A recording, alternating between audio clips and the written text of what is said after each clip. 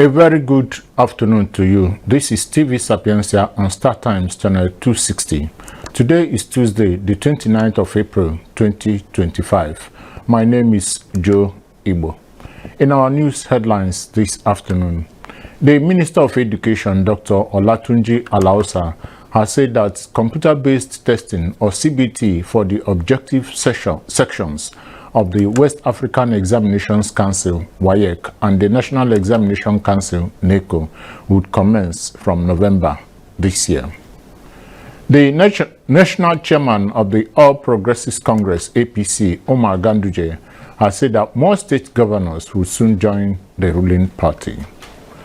The Independent National Electoral Commission, INEC, has renewed calls for the amendment to the Constitution to allow Nigerians living abroad, as well as inmates of correctional facilities, to participate in future elections in the country. And Catholic cardinals have agreed to begin a conclave on May 7th to elect a new pope, Pope Francis, who died on April 21st this year. Now the details of the news. The Minister of Education, Dr. Tunji Alausa, has said that computer-based testing, or CBT, for the objective sections of the West African Examination Council, WAEC, and the National Examination Council, NECO, would commence from November this year. He said full CBT for both objective and essay sections is targeted for the May-June 2026 examination cycle. Dr. Alausa stated this while monitoring the 2025 Unified Tertiary Matriculation Examination, or UTME, at the Joint Admissions and Matriculation Board, JAMB headquarters in Abuja. The minister explained that the move was to eliminate examination malpractice and encourage genuine academic effort among students. The minister emphasized that if JAMB could successfully administer CBT examination to over 2.2 million candidates annually, WAEC and NECO should be able to do the same, noting that both examination bodies record fewer candidates than JAMB. He said the federal government is determined to eliminate examination malpractices by ensuring that all exams, including practical and essay papers, migrate to CBT.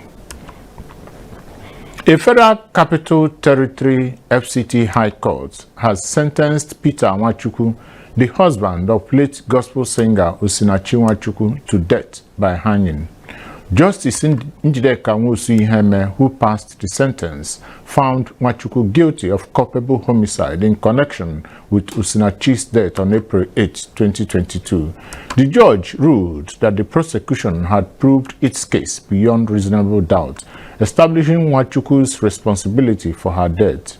Nwachukwu faced a 23-count charge, including culpable homicide, which carries the death penalty, spousal battery, child cruelty, and criminal intimidation. During the trial, the prosecution presented 17 witnesses, including 2 of Ochinachi's children, who testified as the 4th and 5th prosecution witnesses, respectively. The Federal Road Safety Corps, FRSC, Anambra State Sector Command, has reported that an accident at Aba Junction on Nteje-Oka Road in the state resulted in 8 fatalities on Sunday night. The sector commander, Mrs. Joyce Alexander, confirmed the incident to newsmen yesterday in Oka. Alexander said the crash involved a Mack tanker without a registration number and a Toyota Hiace bus with registration number EKP 375 XM. Alexander attributed the accident to speeding and wrongful overtaking, which led to a head-on collision. She said that an eyewitness account and preliminary investigations showed that the bus was traveling from Abakaliki to Onitsha. She said the bus was speeding and overtook dangerously before colliding with the tanker, which was heading towards Oka on a single carriageway. The crash resulted in 8 fatalities, 4 males and 4 females, while 6 others, comprising 2 males and 4 females, were injured. The sector commander condoled with the families of the dead and wished a speedy recovery to the injured victims, while urging drivers to prioritize their safety and that of others by maintaining a safe speed and only overtake when the road is clear. The national chairman of the All Progressives Congress, APC, Dr. Umar Ganduje, has said that more state governors will soon join the ruling party. Ganduje made the remarks at the cenotaph in Asaba, the Delta State capital, while officially receiving the state governor Sheriff Oborowori, former governor Ifeanyi Okowa, and other PDP defectors. The Delta State Deputy Governor Monday Onyeme, state commissioners, local government chairmen, and the state's grassroots machinery all moved en bloc to the APC after a closed-door meeting in Asaba last week. Also speaking yesterday, Vice President Kashim Shettima said history was made in the South-South sub-region following the mass defection of all Delta State PDP members to the ruling APC. On his part, Governor Oborowori, who justified moving the entire PDP structure from the ward level to the state into APC, called on other state governors to join the movement. With Oborowori's faction, the APC now has 22 state governors, PDP 12, APGA 1, and Labour Party 1. The Independent National Electoral Commission INEC has renewed calls for the amendment to the Constitution to allow Nigerians in the diaspora, as well as certain categories of citizens within the country, to participate in future elections. Beyond expanding voting access, the Commission is also advocating reforms to modernize the process of voter identification. The proposals were included in a comprehensive set of electoral reform recommendations presented by INEC, aimed at improving the legal structure that underpins Nigeria's electoral system. INEC proposed that sections of the 1999 Constitution be amended to introduce early, special, out-of-country, diaspora, and inmate voting. According to the Commission, this would ensure inclusivity by enabling eligible Nigerians who are outside the country, incarcerated, or engaged in essential services during elections to exercise their right to vote.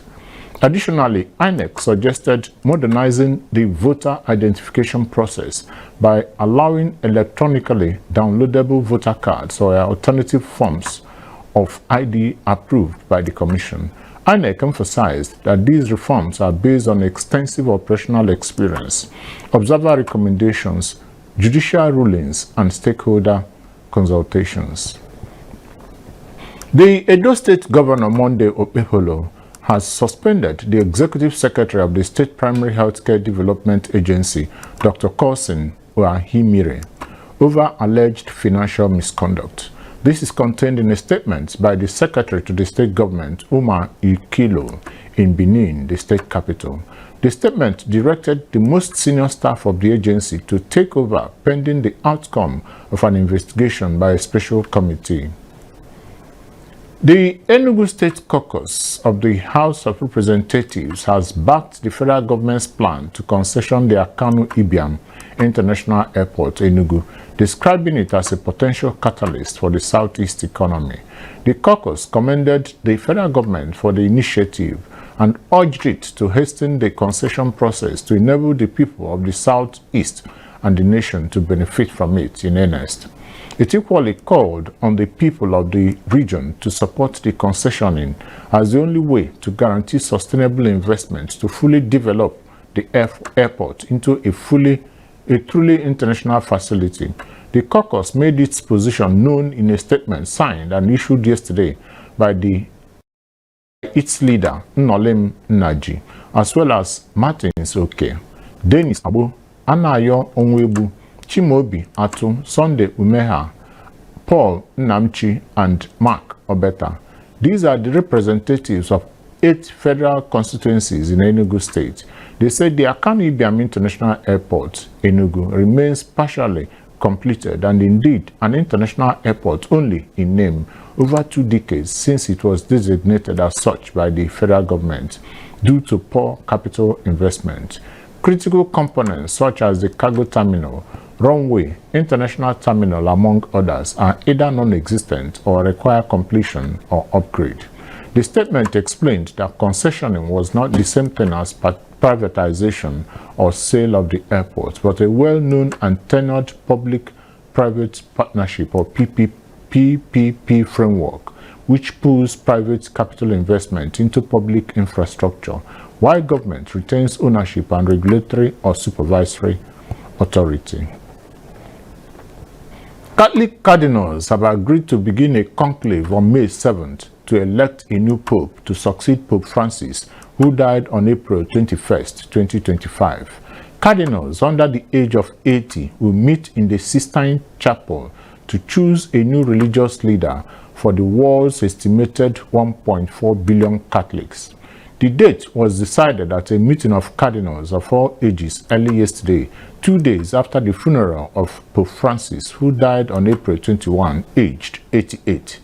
The church's 252 cardinals were recalled to Rome after the death of Pope Francis, who hailed from Argentina, although only 135 are eligible to vote in the conclave. They hail from all corners of the globe, and many of them do not know each other. To end the Sapientia news at 1 p.m., a recap of the major headlines.